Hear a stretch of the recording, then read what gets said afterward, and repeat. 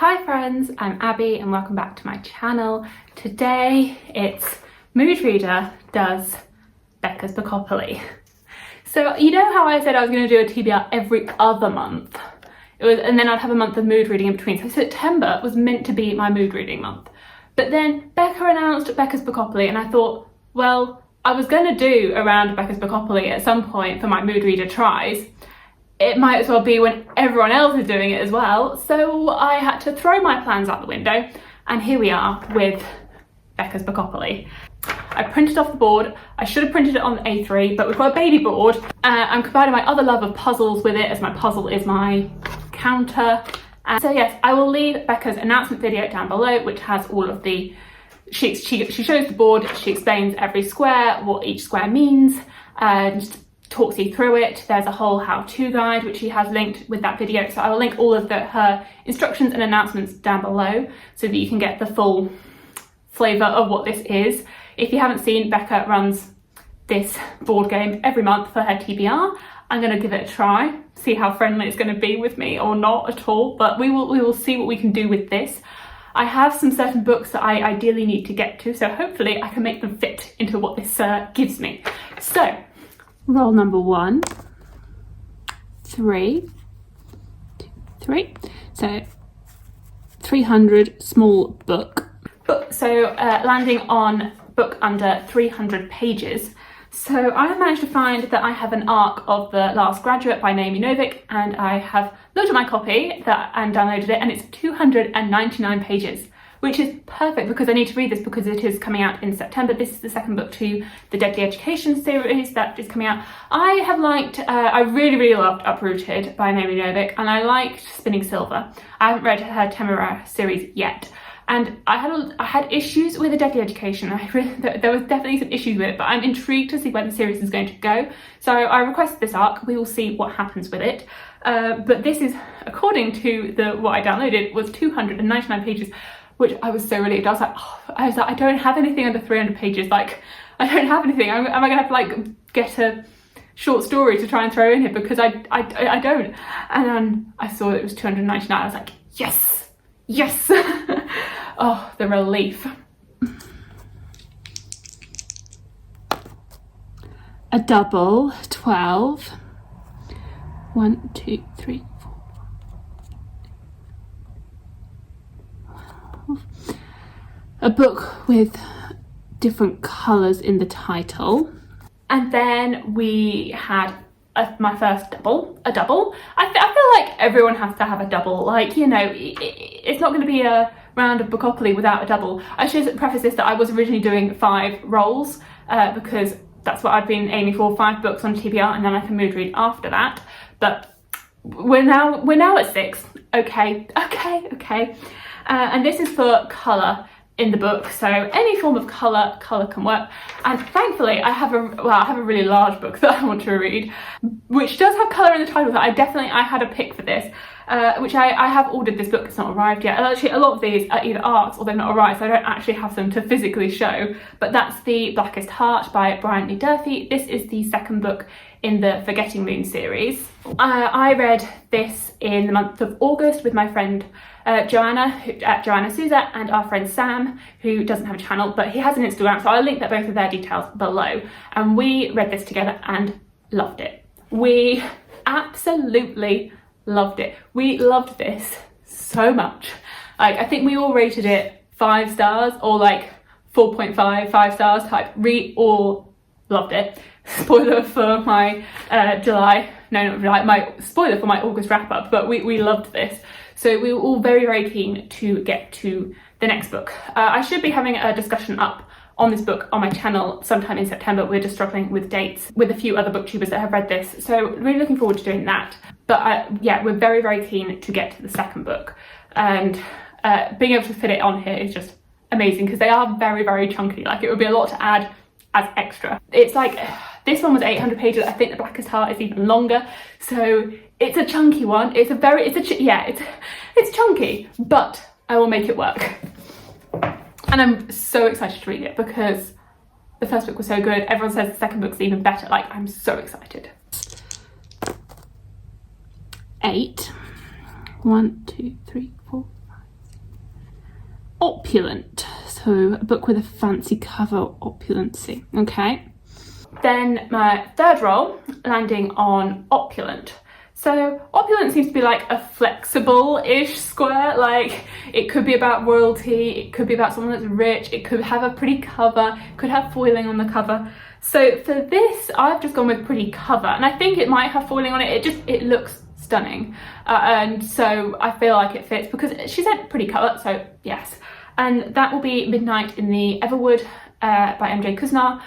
Sorry if I've pronounced that wrong. This is another arc that I have from NetGalley, which is coming out in October, and oh my god, it sounds so good. I mean, the cover is absolutely stunning with the like nutcracker. It's with the little ballerina girl. Oh, it is a nutcracker retelling.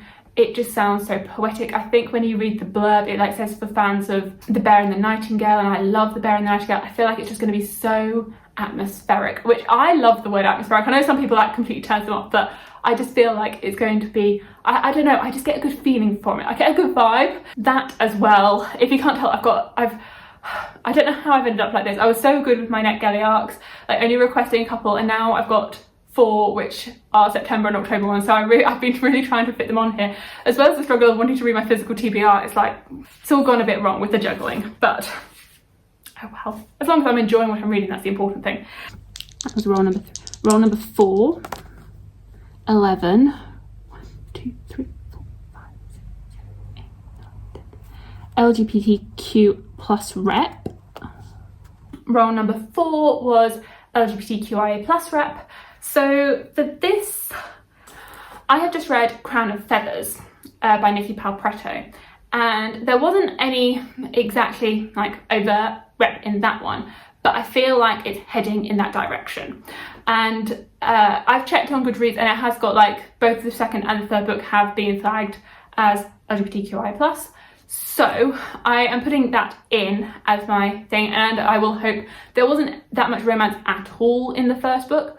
There was like hints of things happening with in regards to the romance. So I would hope that in the second or third book that will happen. I may actually end up getting the books have been ordered. I like desperately want to read them straight away. Like I want them right now because I finished the first book and made my order. I was like, I need these books. I need them. And I'm waiting for them to arrive.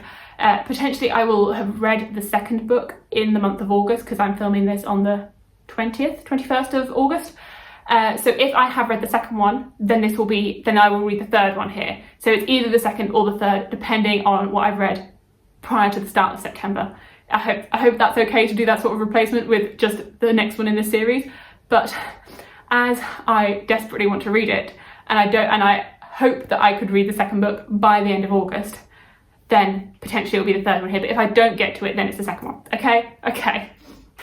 That's my one. I've been slightly flexible with that. Yeah. Roll number 5. 5. 1, 2, 3, 4, 5. Highest rated. Oh. And then I landed on highest rated. I was very nervous about this, and I made sure I didn't include any books that I don't already own. I wanted to just pick from what I own or what I have. So I looked at Goodreads. One that came up surprisingly was Once Upon a Broken Heart by Stephanie Garber, which is another arc that I need to read. There is The Name of the Wind, which comes up one above it. And I do own that book. Honestly, I do own it. I just don't want to read it. Not right now. I really do not want to read it right now. Like, this is my TBR. I'm being semi-flexible with it. Like, I've gone for the one below, and that's Once Upon a Broken Heart, which I really do need to read because of it being an arc that's coming out at the end of the month. So I hope that's okay with everyone, that I'm not reading Name of the Wind just yet. I do really want to read it, but I don't want to read it right now. I don't want to read it until the third book's released. I feel like I own it. It is on my physical TBR, but I sort of like blanked it. It's like not really there because I don't want to get to it until there's any news on the third book. Like, I really do not want to even think that that book exists until we know that we're going to have the complete trilogy. I have skipped over that one and moved on to the one below. And then the 6th roll, 7.